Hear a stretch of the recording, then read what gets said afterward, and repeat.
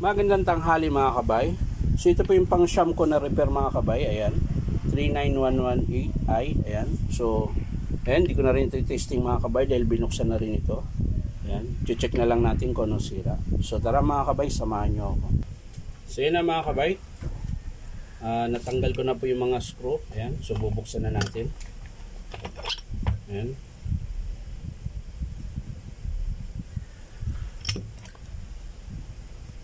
Tingnan natin mga kabay.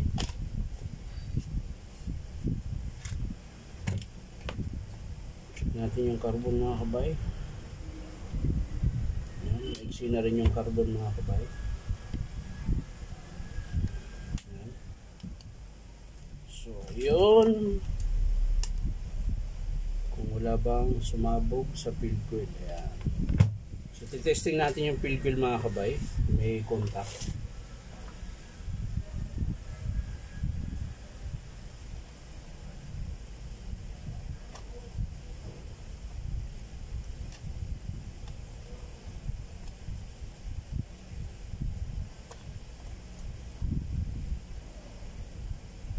So yan mga kabay, meron to sa kabila tayo.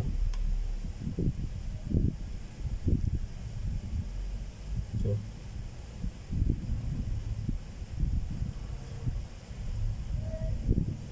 meron din mga kabay.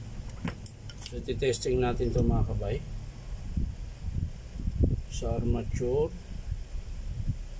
Wala pa akong makikita. So kailangan nating paandarin ito mga kabay.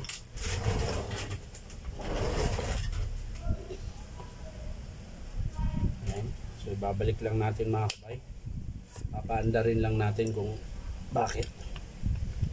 Ayan.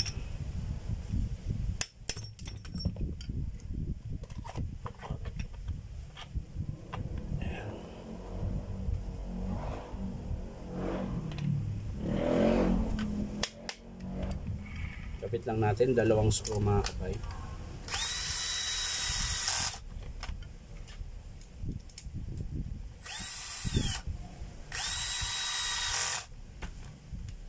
So ayan mga kabay, babalik natin yung carbon nya.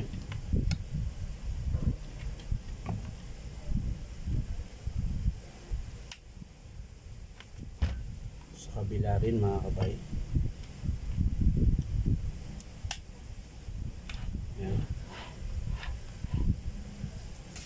So ngayon, ititesting natin siya mga kabay. Kung bakit ayaw niyang gumana. Kasi talaga ng wire na to. Ang kunat ng balot.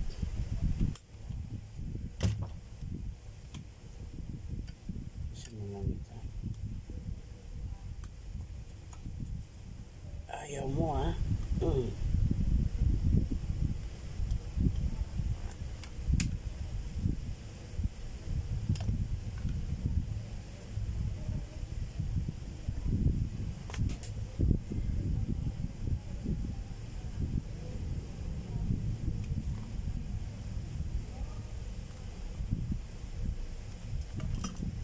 So yan mga kabay, tingnan natin kung may power siya.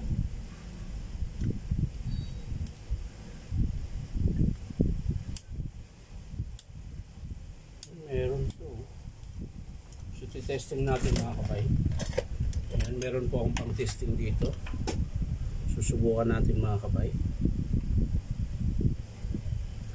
kung gagana siya.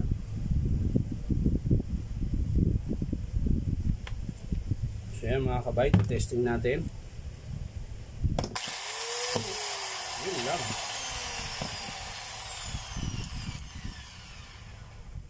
May pumutok mga kabay. So buo pa yung armature mga kabay. Sa field coil po yun, yung pumutok na yun. Kasi kanina, ginagalaw-galaw ko po ito. Ito, yung wire. Medyo paputol-putol po yung andar niya. So maaring dito mga kabay. So titingnan natin yung field coil mga kabay.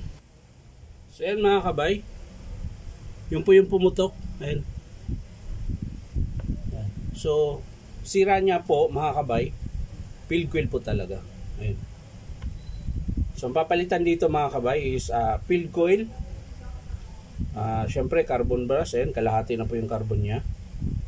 cord, plug, tsaka okay pa po yung bearing nya mga kabay.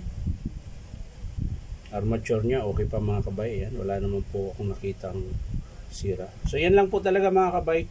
Field coil lang, tsaka carbon brass, tsaka syempre yung cord, plug. So yan lang mga kabay ang papalitan dito sa 39118i. Yun po yung estimate ko. So papakita ko na lang sa inyo mga kabay pag in-approve ng customer kung paano ikabit tsaka paano buo. So yan lang po mga kabay. Maraming salamat. Bye bye.